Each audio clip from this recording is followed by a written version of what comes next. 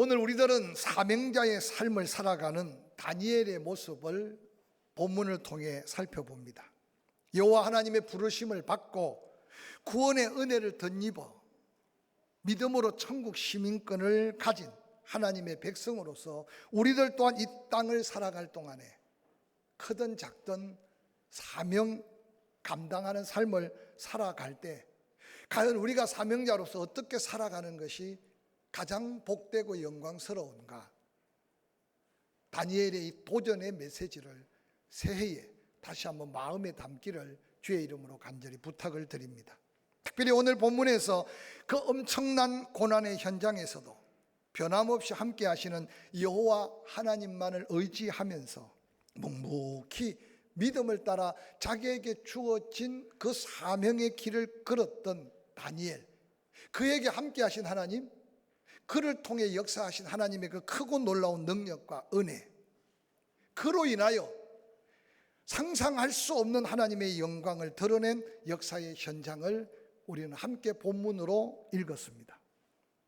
그와 같은 능력, 그 같은 은혜를 덧입을 수 있었던 다니엘은 어떤 삶을 살았을까요? 본문 다니엘서 6장 1절은 이렇게 기록하며 시작합니다. 다리오가 자기의 뜻대로 고관 120명을 세워 전국을 통치하게 하였다. 또 그들 위에 총리 셋을 세웠다. 다니엘이 그 총리 중에 하나다. 이는 고관들로 총리에게 자기의 직무를 보고하게 하여 왕에게 손해가 없게 하기 위함이었다.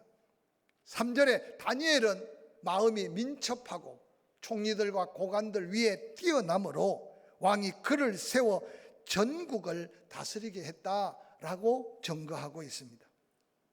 다니엘에게 이 같은 은혜를 입혔던 이유는 어디를 가든지 무슨 일을 하든지 자기 맡은 일에 충성스러운 다니엘의 삶의 모습을 그대로 보여주고 있는 말씀이 아닌가 생각해 봅니다. 당시 근동 지역을 지배하고 있었던 아수르, 그가 북왕국 이스라엘을 완전히 멸망시켰던 강력한 제국을 이루었습니다. 그런데 바벨론이라고 하는 더 강력한 제국 앞에 아수르는 멸망을 당합니다. 바벨론 또한 영구한 나라가 될 수 없었습니다. 그래서 메대와 바사 제국을 다스리는 오늘 다리오 또한 고레스, 그들을 통해 바벨론 제국이 무너집니다. 오늘 다리오가 바벨론 제국을 접수한 이후에 그 넓은 근동 지역에 12지역적 도를 나누고 그 각 지역마다 방백을 두고 그 지역을 다스리게 합니다. 그 지역 넓은 120도 지역에 그들을 또 다스릴 3명의 총리를 세웠는데 그 3명의 총리 중에 다니엘은 특별히 최고의 자리에 전국을 다스리는 위치까지 그를 높여주었다는 사실을 소개합니다. 다리오 왕이 다니엘에게 그 같은 은혜를 입혔던 이유는 바로 다니엘이 가지고 있던 특별한 은혜 은사 때문입니다. 본문에는 말하기를 그는 마음이 민첩한 자였다라고 소개합니다. 이 민첩하다는 말이 좀 어려운 말인데 원어를 아주 쉽게 말하면 아주 탁월하고 아주 우수한 사람이다. 신명기의 말씀대로 머리 대고 위에 있게 한 약속을 다니엘이 아마 축복으로 받았습니다. 그래서 다리오 왕뿐만 아니라 바벨론 사람들이 다니엘을 능가할 사람이 없었다는 거죠. 뿐만 아니라 총리로 세웠던 사람들, 방백으로 세웠던 사람들보다 그 위에 뛰어난 리더십을 가졌다. 그렇게 성경 본문은 다니엘을 소개합니다.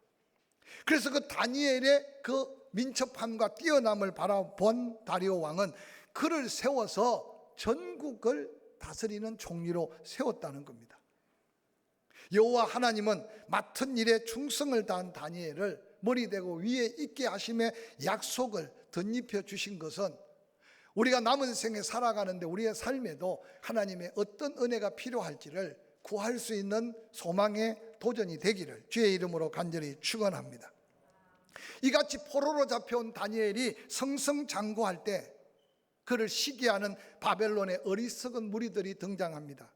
본문 다니엘서 6장 4절 5절은 이렇게 말합니다. 이에 총리들과 고관들이 국사에 대하여 다니엘을 고발할 근거를 찾고자 하였으되 아무 근거 아무 허물도 찾지 못하였다. 그가 충성되어 아무 그릇됨도 없고 아무 허물도 없었기 때문이다. 그런데 그들이 이르되 이 다니엘은 그 하나님의 율법에서 근거를 찾지 못하면 그를 고발할 근거를 찾을 수 없을 것이라고 말합니다.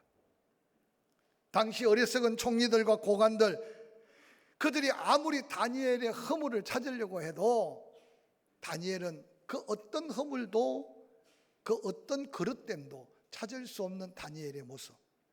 그래서 그들이 이제 그냥 다니엘을 그대로 둘 수 없는 시기심과 투기심이 발달해서 다니엘을 잡으려면 하나님을 섬기는 그 믿음의 근거를 찾지 않고는 다니엘을 고발할 근거를 찾지 못했다고 말하고 있습니다. 시기하고 질투하는 그들이 바라본 다니엘의 삶의 모습, 다니엘이 나라를 섬기거나 왕을 섬기거나 지역을 다스리는데 그 어떤 고발할 틈을 보이지 않았던 다니엘, 그가 충성되어서 아무 그릇됨도 없고 아무 허물도 없었다고 독백하듯이 말하는 그 모습은 참으로 놀란 모습이 아니겠습니까?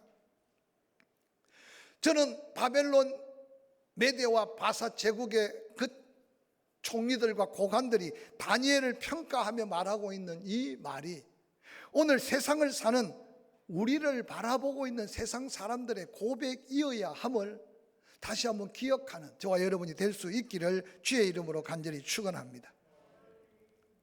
어리석은 자들은 포기하지 않습니다.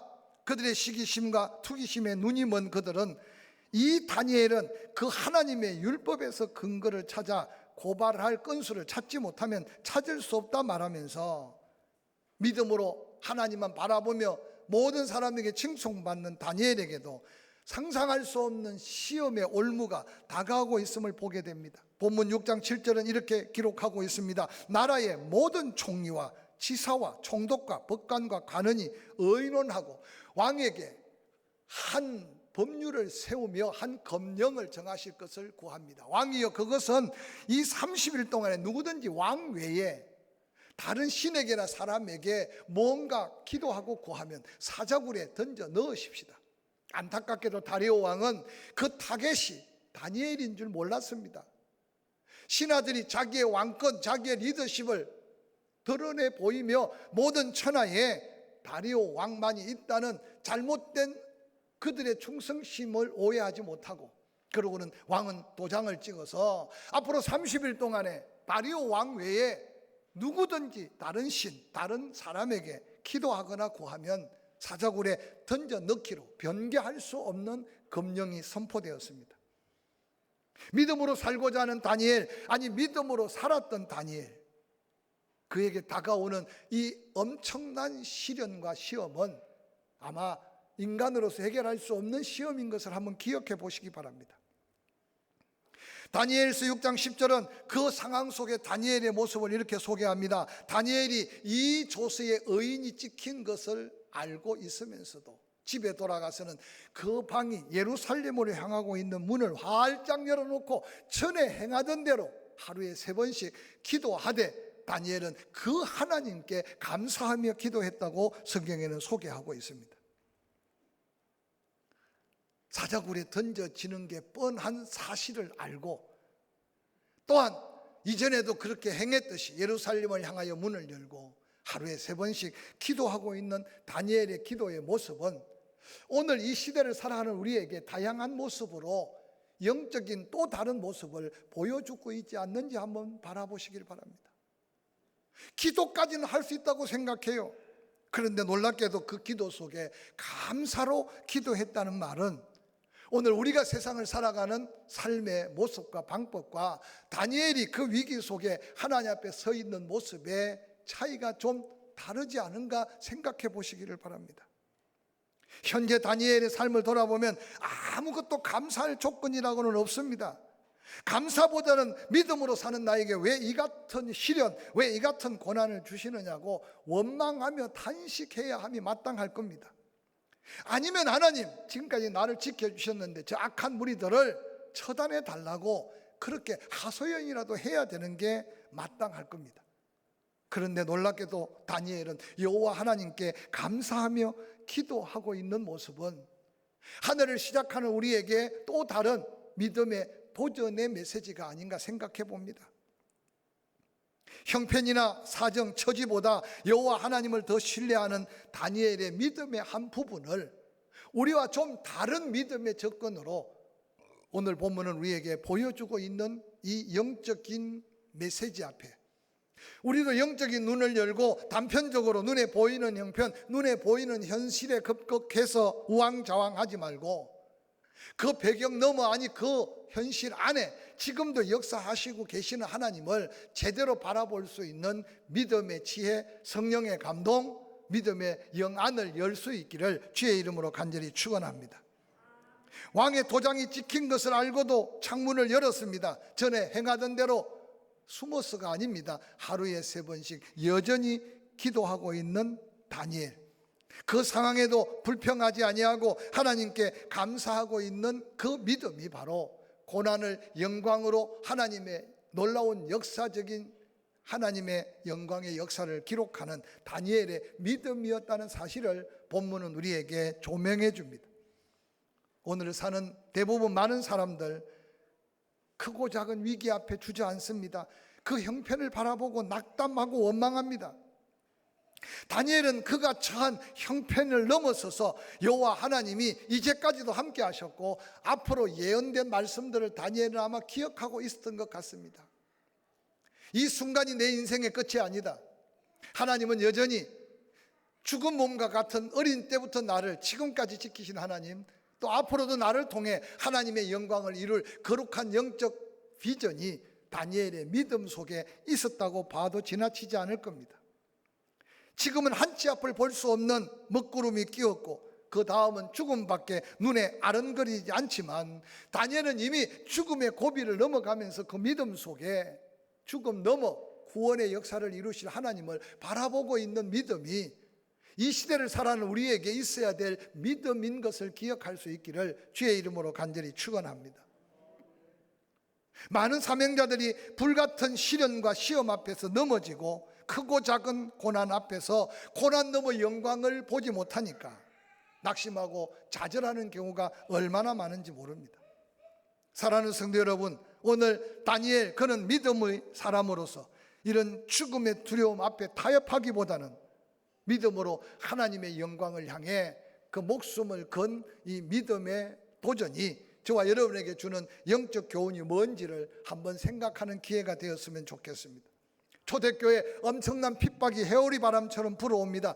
예수 믿는 그 자체가 자기 삶을 영위할 수 없는 어려울 때 사도 바울은 데살로니가전서 5장에 이렇게 외칩니다. 기뻐할 게 없지만 항상 기뻐해라. 기도하기 쉽지 않지만 쉬지 말고 기도해라. 감사할 조건이 하나도 없지만 범사에 감사해봐라. 이것이 바로 그리스도 예수 안에서 너희를 향한 하나님의 뜻이라고 못 박아 말씀하고 있습니다. 뿐만 아니라 사도 바울은 로마에 있는 흩어진 그리스도인들과 초대교인들을 향해 로마서 4장 18절에 이렇게 외칩니다. 살아도 주를 위하여 살고 죽어도 주를 위해서 죽는 게 얼마나 영광스러운지 아느냐. 그러므로 사나 죽으나 우리는 주의 손에 붙들려 있다는 걸 알아라. 그러면서 사는 것도 주를 위해서, 죽는 것도 주의 영광을 위해서. 할렐루야. 다니엘서 3장에는 여러분 다니엘의 세 친구가 등장합니다. 평원에 세워진 우상 앞에 절하지 아니하면 풀무불에 던진다는 조서를 다 알았습니다. 그런데 그들은 우상 앞에 절할 수가 없었던 거죠. 왕이 말합니다. 한 번 더 기회를 주마. 지금 이 기회를 놓치면 너희들은 영영이 죽는다. 얼마나 사드락 메삭 아벳노고를 아꼈으면 기회를 다시 줬어요. 그런데 그들이 왕 앞에 말합니다. 왕이여, 그럴 필요 없습니다. 이 풀무불 가운데 하나님이 함께 계셔서 우리를 살려주실 줄 믿습니다. 그러나 그리 아니하고 우리가 풀무불에 불태워 죽는다고 해도 우리는 저 우상 앞에 절할 수 없습니다. 여러분, 이 구정의 제사상 앞에 절을 하나 안 하느냐, 제사상을 차리느냐 안 차리느냐, 이거는 지금 사실 우리의 삶에 문제가 될 수 없는 믿음 앞에 있기를 주의 이름으로 간절히 축원합니다. 하나님이 살아계시다면 믿지 않는 형제 자매들, 그들은 아직 하나님을 알지 못하니까 꾸벅꾸벅 절할지라도 여러분 가슴 속에 믿음에 불타오르는 감격과 감동이 저들에게도 있기 위해 잠시 머리 숙여 절하는 게 아니라 그 앞에 무릎 꿇고 눈물로 기도하는 기도의 용사가 있는 가정은 가루 서말의 누룩같이 반드시 그 가정, 그 가문은 하나님의 구원의 영광을 보게 될 줄로 확실히 믿습니다.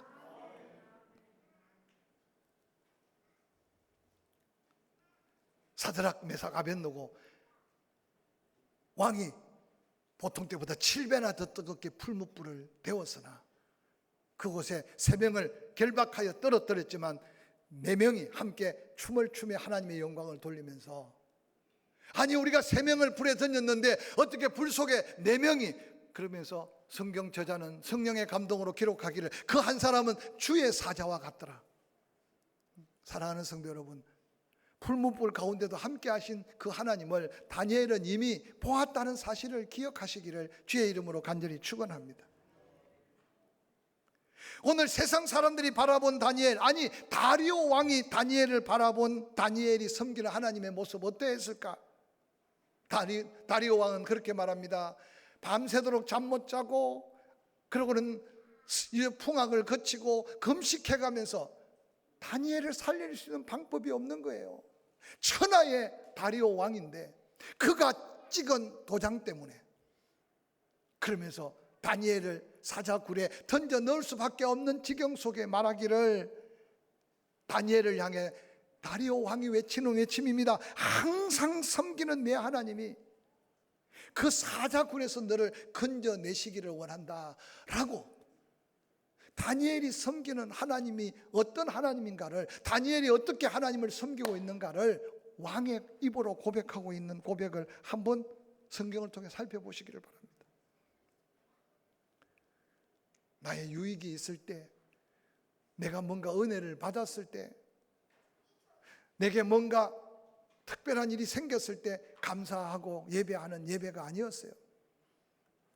나라가 망해도 하나님은 살아계시고 포로로 끌려와서 죽음의 고비를 고비고비 넘겨도 그 하나님은 섬김의 하나님, 어떤 모함을 당해도 하나님은 여전히 살아계시고 내가 섬길 하나님인 것을 깨닫고 그 엄청난 위기 앞에서도 하나님만을 바라보는 다니엘의 믿음을 다리오 왕과 훗날 모든 메대와 바사 제국에 속한 사람들이 다 그 하나님이 진정한 하나님인 것을 고백할 수밖에 없는 이 믿음의 고백을, 세상 사람들은 우리를 통해 보기를 원한다는 사실을 기억하시기를 주의 이름으로 간절히 축원합니다.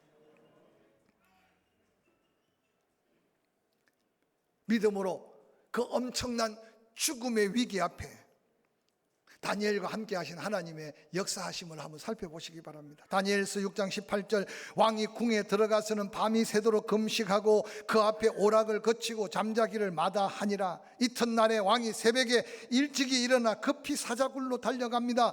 다니엘이 든 굴 가까이 소리 질러 슬퍼하며 외칩니다. 다니엘에게 묻되 살아계시는 하나님의 종 다니엘아, 내가 항상 섬기는 내 하나님이 사자들에게서 능히 너를 구원하였느냐? 저는 이 본문의 말씀을 묵상할 때요, 천하를 호령하던 다리오 왕입니다. 그가 악한 신하들의 꾀에 놀아나서 왕의 도장을 찍은 그 변개할 수 없는 규례 때문에, 그가 그렇게 총애했던 다니엘을 그 힘으로 건질 수 없는 한계 앞에서 그가 할 수 있는 것은, 다니엘의 하나님이 정말 살아계신 하나님이라면 분명히 다니엘을 구원해 주실 것을 믿는 믿음이 다리오 왕에게 생겼어요. 그래서 다니엘을 사자굴에 던질 때 항상 내가 섬겼던 하나님이 너를 구원하시리라, 그 방법밖에 네가 살아남을 수 있는 길이 없다. 그리고 사자굴에 던져놓고 난 다음 밤새도록 금식하며 풍악을 거치고 잠을 이루지 못하고, 그러고는 죽지 않아야 될 다니엘, 아니 하나님이 다니엘을 살려야 될 그 하나님을 다리오가 기대하면서 아침 일찍 새벽에 급히 사자굴에 뛰어가고 있는 다리오 왕을 한번 상상해 보시기 바랍니다. 살아계신 하나님의 종 다니엘아, 내가 항상 섬기는 내 하나님이 사자들에게서 능히 너를 구원하시겠느냐? 여러분, 이 외침이 메아리 쳐서 사자굴 안에 계속 메아리 칩니다. 다니엘서 6장 21절에 다니엘이 외치는 외침입니다. 다니엘이 왕에게 이르되 왕이여 원하건대 왕은 만수무강하옵소서. 나의 하나님이 이미 그의 천사들을 보내어 사자의 입을 봉하셨으므로 사자들이 나를 상해하지 못하였사오니 이는 나의 무죄함이 그 앞에 명백하오며 또 왕이여 나는 왕에게도 해를 끼치지 아니하였나이다 라고 고백합니다. 사랑하는 성도 여러분, 어차피 힘든 세상입니다. 너무 세상에 기대거나 세상의 평안함을 기대하지 마시기 바랍니다. 한 가지 평안하고 한 가지 즐거우면 그보다 더한 기도 제목과 시련과 연단은 우리의 믿음을 단련하여 정금같이 사명 감당하는 자로 세우시기 위해 계속 되어지는 걸 기억하게 될 겁니다. 그때마다 오늘 다니엘의 이 믿음의 고백이 우리의 믿음의 증거가 되고 간증이 되고 찬양의 제목이 되기를 주의 이름으로 간절히 축원합니다. 왕이여, 하나님이 천사를 보내서 굶주린 그 사자의 입을 막아주셨습니다. 나는 죽으러 떨어졌는데 떨어져 보니까 사자들이 그 덩어리를 맞대어서 푹신푹신한 사자 털 침대 속에 내가 하룻밤을 보냈습니다. 이 사건으로 인해 내가 얼마나 정직하게, 내가 얼마나 하나님과 사람 앞에 온전하게 살았는가를 하나님이 증거해 주셨습니다. 뿐만 아니라 왕이여, 하나님을 알고 저를 알지 않습니까? 왕에게도 아무런 해를 끼치지 않았다는 사실을 증명해 주지 않았습니까? 우리의 믿음의 사람들은 세상 앞에 말로 이길 수 없고 세상 앞에 세상의 힘으로 이길 수 없어요.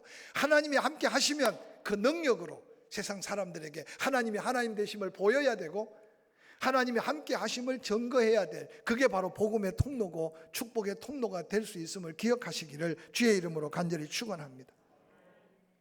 그 사실을 목도한 다리오 왕 24절에 왕이 말하여 다니엘을 참수할 사람을 끌어오게 하고 그들의 처자와 함께 사자굴에 던져 넣게 하셨더니 세상의 사자들이 이빨이 빠져서 못 먹은 게 아니고 사자들이 배가 고프지 않아서 다니엘을 못 먹은 게 아니었어요.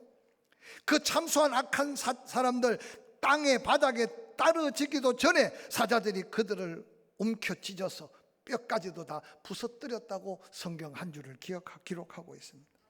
이어서 다리오 왕 온 천하 만민들에게 조서를 내립니다. 이에 다리오 왕이 온 땅에 있는 모든 백성과 나라들과 언어가 다른 모든 백성들에게 조서를 내려 이르되 원하건대 너희에게 평강이 있을지어다. 이제 이 조서를 내리노라. 내 나라 관할 아래 있는 사람들은 다 다니엘의 하나님 앞에서 떨며 두려워할지어다. 세상 앞에, 나 다리오 왕의 명령 앞이 아니라 살아계신 다니엘의 하나님 앞에 떨고 두려워할지니라. 그는 살아계신 하나님이시요 영원히 변하시지 않으실 하나님이시며 그의 나라는 멸망하지 아니할 것이요 그의 권세는 무궁할 것이며 그는 구원도 하시며 건져내기도 하시며 하늘에 서든지 땅에 서든지 이적과 기사를 행하시는 이로서 다니엘을 구원하여 사자의 입에서 벗어나게 하신 하나님이라고 선포했습니다. 여러분의 삶의 자리, 직장 일터, 우리의 남은 생에 이 놀라운 고백을 우리 가까이 우리를 바라보는 사람들 입술에서 고백되어지는 하나님의 영광의 고백을 드러내는 저와 여러분이 될 수 있기를 주의 이름으로 간절히 축원합니다. 이어서 마지막 28절, 이 다니엘이 다리오 왕의 시대, 메대 시대를 넘어 바사의 시대, 고레스 왕 시대까지 형통한 삶을 살았다. 그렇게 성경은 결론 지어요. 믿음 하나, 하나님 붙던 그 놀라운 고난을 영광으로 바꾼 믿음 때문에 소년 다니엘이 끌려와서 그 긴긴 포로 생활 속에 끊임없이 은혜를 입고 형통함을 누렸던 이 놀라운 믿음의 비밀을 가슴에 좀 새기고 이 한 해, 이 형통함의 은혜가 사랑하는 포항침례교회 믿음의 권속들 우리의 삶의 자리에 은혜가 되기를 주의 이름으로 간절히 축원합니다.